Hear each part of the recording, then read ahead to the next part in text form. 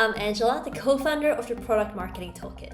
I'm so glad you're here and thanks for checking out the Product Marketing Canvas. Starting product marketing from scratch is hard, and with limited resources, it can be challenging to know where to begin. Depending on your startup and product maturity, you might have a lot of moving pieces to work through, and you might be dealing with a lot of unknowns. This is how the Product Marketing Canvas was born, and this is how it can be useful to you. I thought I'd pop in here to give you a quick overview of what the Product Marketing Canvas is and how to use it. The Product Marketing Canvas has 4 parts: the market definition, the product definition, the customer definition, and finally, the proof points to support your go-to-market effort. Each section goes deeper to help you research and work through your strategy. The beauty of the canvas is that it captures the essence of your product marketing strategy on a page. It's where strategic insights and hypotheses are documented and synthesized, such as your market category, competitive positioning, ideal customer profile, and your product value proposition. The Product Marketing Canvas acts as the index to your product knowledge base, and it forms the basis of your customer social truth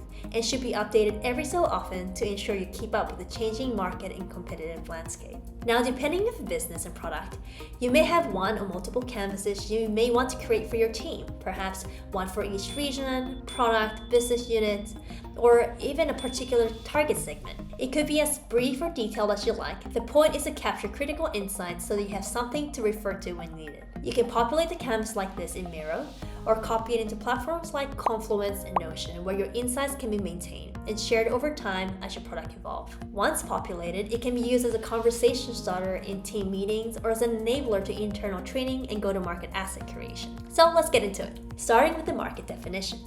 First, you'd want to define your market category, the space you compete in. For the category, you can define the space broadly or define it with narrow focus. For example, let's assume you've developed a corporate wellness app. You can define your category at the level of mental health app or frame it as an employee assistance program. Then you'd want to take a note of all the players in the market, i.e. your competitive alternatives. You'd want to think about it from the shoes of your prospective customers. Sometimes the alternative is to simply do nothing. Now, let's look at your product value proposition. There are 4 parts: problem space, problem effect, solution state, and solution impact. Problem space. What current status quo state are your prospective buyers experiencing?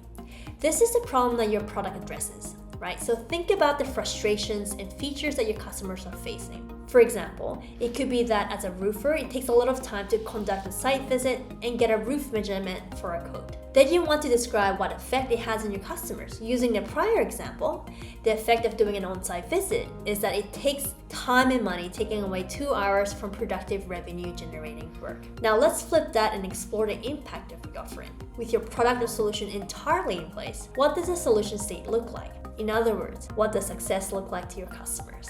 And then similarly, let's describe what the success state look like once your product or service is implemented. How are they feeling?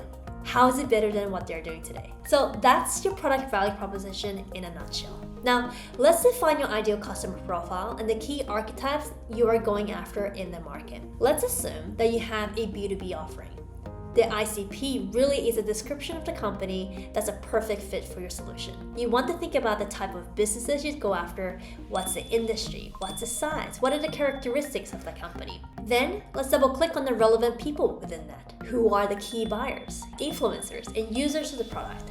This distinction is important as you start to define your go-to-market strategy and map out the path to purchase. At this point, if you have your archetype or persona document, you probably want to link them in this part. And then finally, the go-to-market artifacts.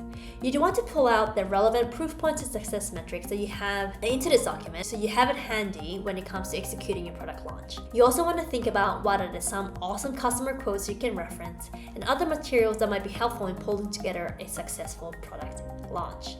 And that's it. If you want to swipe the exact framework and toolkit we use to run product marketing at companies like Nearmap, Atlassian, Quiller, and more, simply check out our website, theproductmarketingtoolkit.com.